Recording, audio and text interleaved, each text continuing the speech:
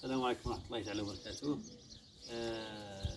نحن الآن في عملية كنترول عدة الإخوان السيح سيدي أحمد بإعلانهم في سباق طنطا لوطيا المنظم من طرف الجمعية المغربية لعشاق حمام اليوسفية تحت إشراف اتحاد مراكش الآسفي.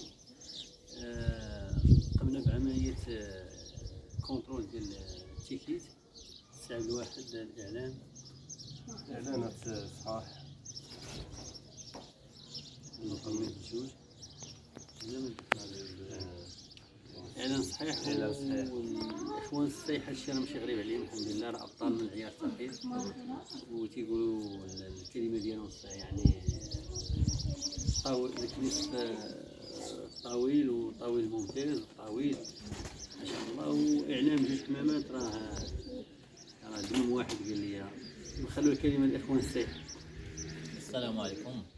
اولا كنشكروا السي الحاج رئيس ديال جمعيه عشاق حمام اليوسفيه، والحمد لله العام راه دازوا كاع السباقات دازوا في لا بالنسبه للتنظيم ولا بالنسبه للتنظيم ولا بالنسبه للانسان اللي كيوقف وكيسهر عليك على الطلقات وكينجحهم وداكشي.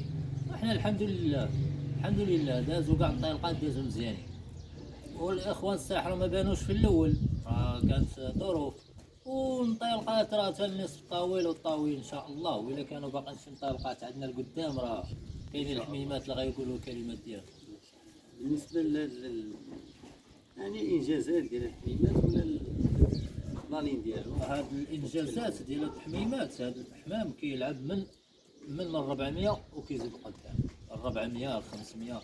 هادو مجموعين فيهم الحمام ديال العيون طاح ديال السمارات ديال المسيات ديال كاع عندهم مجموعين فيهم بكره كلشي مجموعين فيهم. والحمد لله راه مدميم القديم ديالنا وراه مفرج حتى عند الاخوان، راه هما بالشهاده ديالهم الاخوان ديالنا اللي كاينين في اليوسفيه. والحمد لله على كل حال. وكنهدوا هذا الفوز خالد الفيلالي التنظيم ديالنا. التنظيم ديالنا الله يسمح لي الله يفكرنا في هذا الاخ خالد الفيلالي. الحمد لله التسميه ديالو راه غادي يطلعوا من هنا حتى القلبي، وراه كنشكروه حتى هو على المجهودات اللي كيقوم بها مع العائله ديالنا. كنشكروه صراحه احسن تيقوم بواجب كنشكروه كبير من الشيء غادي مزيان. ايوا نتمنوا الله التوفيق ومزيد من العطاء ان شاء الله. وكنشكروا الكونفويور سفيان وكنشكروا هاد الاخوان اللي والشكر للناس ديال